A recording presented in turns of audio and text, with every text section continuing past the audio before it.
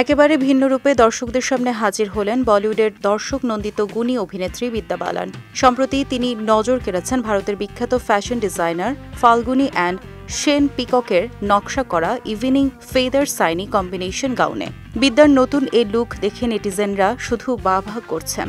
দেখে মনে হচ্ছে সেই 12 বছর আগের দ্য ডার্টি পিকচারের বিদ্যা বালান। বলিউডের যে তারকাদের অভিনয় দক্ষতা নিয়ে কারো সন্দেহ নেই, তাদেরই একজন বিদ্যা বালান। শুধু অভিনয় নয়, বলিউডের অনেক প্রচলিত ধারাকে প্রশ্নবিদ্ধ করেছেন তিনি। নায়িকা মানেই জিরো ফিগার আর স্থূলকায় কেউ নায়িকা হতে পারে না, এমন মিথ তিনি ভেঙে গুড়িয়ে দিয়েছেন।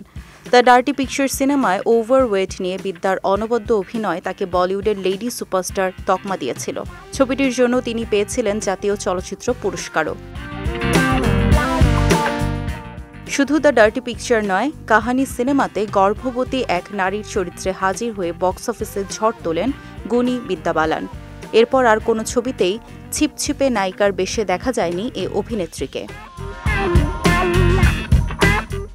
কিন্তু বিদ্যা বক্স অফিসে সফল হয়েছেন এমন সব চরিত্র বেছে নিয়েছেন যা তার স্থূলকায় শরীরের সঙ্গে দারুণভাবে মানিয়ে যায়। তবে তার অভিনীত সর্বশেষ মুক্তিপ্রাপ্ত ভুল ভুলাইয়া 3 সিনেমায় আইকনিক মঞ্জুলিকা চরিত্রটি যথাযথভাবে ফুটিয়ে তুলতে সেই আগের রূপে ফিরে যান বিদ্যা। শরীরের অতিরিক্ত ওজন ঝরিয়ে ফিট বিদ্যা বালান নাচের দেবী মাধুরী দীক্ষিতের সঙ্গে পাল্লা দেন ভুল ভুলাইয়া 3 আমি যে তোমার গানে। এদিকে 2024 সালে বক্স অফিসে ভুল ভুলাইয়া 3 দারুণ ব্যবসা করার পর বিদ্যাকে আর কোনো নতুন ছবিতে দেখা যায়নি। এমনকি এখন পর্যন্ত তার কোনো নতুন ছবির খবরও শোনা যায়নি। তবে সোশ্যাল মিডিয়ায় দারুণ সরব বিদ্যা বালান। অভিনেত্রীর মজার মজার টিকটক ও ইনস্টাগ্রাম রিলস মুহূর্তেই নেট দুনিয়ায় ভাইরাল হয়ে যায় প্রায়ই।